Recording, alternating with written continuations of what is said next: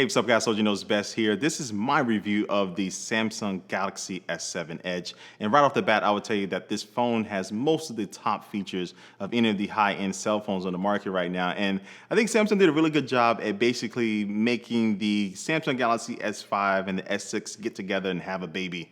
And basically, this is the result of it. So I'm going to jump into this view first, taking a look at the hardware itself, because I think that was the main focus this year of this phone. Now, design-wise, it still looks very similar to last year's phone, but when I did pick it up for the first time, I did notice that it was more comfortable to hold in my hand, but I didn't feel like I did get a better grip because the actual frame on the phone on the sides is actually smaller than it was on the S6 Edge. So I'm not able to get that same type of grip, personally, in my opinion, that I like with that phone. But again, it is more comfortable to hold because everything kind of just melds together and is pretty smooth all the way around. And then another reason that this phone is more comfortable is that it is really thin. Now, this is a good thing. It's going to be able to slide in your pocket pretty easily, but I still wouldn't want to play basketball with this phone in my pocket because of that fact, and also because it still has that glass on the back. So this phone is going to be slippier than normal phones out on the market right now. But real quick, just taking a tour around the phone, on the bottom you'll find the headphone jack, the micro USB port, and also the speaker, which I will say that the speaker is not as good as it has been in the past, unfortunately, and I really just hope they can put some boom sound speakers on this phone next year. But at the top you will find the micro SD card slot and the SIM card slot all in one place this year. Now, Samsung packed a pretty nice sized battery in this S7 Edge. It has a 3600 milliamp battery, where the regular S7 only has a 3000 milliamp battery. So you're gonna really get all day battery life out of this thing. And then because of its fast charging capabilities, you're gonna be able to get a significant portion of this battery back in just about 30 minutes. And you still can place it on a wireless charging pad. It still has wireless charging built inside of it. And the battery isn't the only thing that's bigger on this phone this year. The display is bigger. It's coming in at 5.5 inches, and it's a Quad HD Super AMOLED display. So the colors are great, fantastic on it. The blacks are deep. So whether you're watching videos or movies or my YouTube videos on this phone, everything's going to look pretty crisp and solid. And because the display is curved on both sides, it's really going to draw you into the content more. And it's really something you just got to experience when you pick up the phone and actually watch a video to really see how the video just kind of melts over the edge of the phone, which is a very, very nice effect. Also, this Edge software launcher, which allows you to set up different things just by swiping over from the right-hand side on this phone, is improved this year because you have a lot more things you can add to it. It's more customizable. And so if you really just want to get a quick look at a sports score, check out the weather, or just control your music from pretty much anywhere where you are in the software, you just swipe over from the right-hand side, and then you have this launcher that gives you that ability. And you can also download more of these different type of panels. You can download more. Hopefully they continue to update them and also reorder them to your liking. So overall, I would say the Edge display with the software-wise is improved over the last year, but it still isn't in the top 3 features that I would mention about this phone if somebody asked me whether or not they should buy it, but it is getting better. And I don't know whether it ever get to that point, but hopefully they can continue to improve it year after year to give you more of a reason to go for a curved display. Now, one of the most fun parts that I had about this review, and the one feature that I like to show off to my friends, is that this phone, you can just throw it in some water and forget about it. If you put it in water, I think up to about 5 feet for about 30 minutes, this phone would be just fine.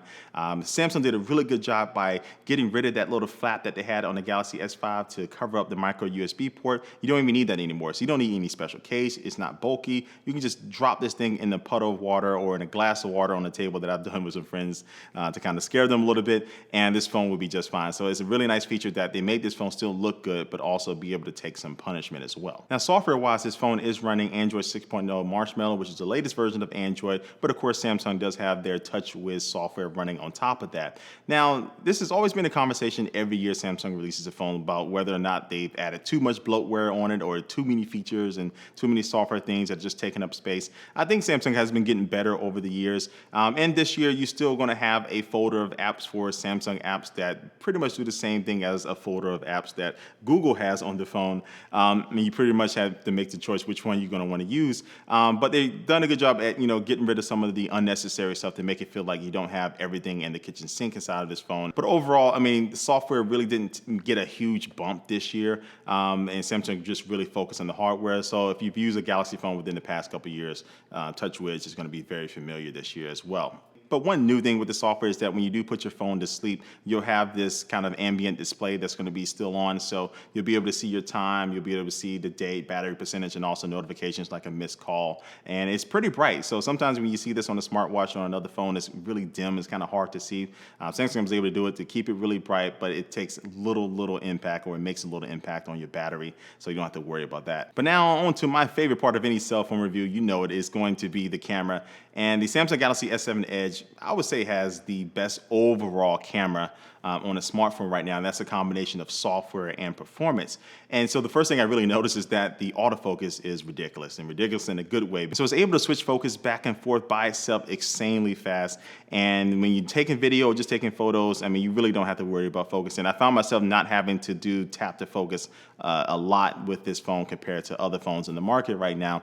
Now, with the pictures itself, though, I will say that they are a little bright, so you gotta kind of bring that exposure down. You can do that in the software right there on the screen, just kind of slide it down a little bit. But that's really the only bad thing I can really say about this camera, especially in daylight performance. But when it comes to nighttime performance or low light performance, they have their dual pixel technology this year, but I still find that the performance is still lacking a little bit. It's still a little bit more grainy, a lot more noise than other phones in the market, especially the iPhone 6s Plus, which if I had to take a phone out for a night shoot, I would still probably go with that phone over this phone. Then the front-facing camera is pretty wide, so you're going to be able to get yourself and about 10 other people inside of your shot, literally, without feeling too crowded and feeling too cramped, and still be able to get some of the background. So the front-facing camera is perfect for people who love to take pictures of themselves, where that is pretty much all of us. Well, I'll speak for myself. That's pretty much me. And the 4K video does look great, and the image stabilization is approved this year. So if you're going to be walking while taking a video or just panning, it's going to be a lot smoother. You're going to have a lot less shakiness, and the video itself is just really crisp. And it really adds to the fact that this camera has been improved to the point where I honestly would choose this over a good number of point-and-shoot cameras on the market right now. And so as you can tell, I really like the camera of this phone. But what about this phone as a whole? I can say that this phone makes it easy for me to give an answer when somebody asks me what is one of the best phones to use this year or which one they should buy. And I would definitely recommend the Samsung Galaxy S7 Edge, because as a total package, it brings a lot to the plate. And so if you're upgrading from the S5 or below, I think this phone is a no-brainer if you like to stay within the Samsung Galaxy lineup of phones. But overall, I mean, if you're looking from any type of OS or coming from any other type of phone, this X7 Edge is definitely going to be at the top of your list as far as upgrade options. So this has been my S7 Edge review. Definitely leave your comment down below what you think about this phone. I really want to know what you think about it. And also make sure you do follow me on all my social networks. Links are down below. And like always, guys, I'd like to thank you for watching this video. 2 videos in 1 week. Uh-oh, I'm back almost. But anyway, thanks for watching the video, guys, and I will catch you later. Peace.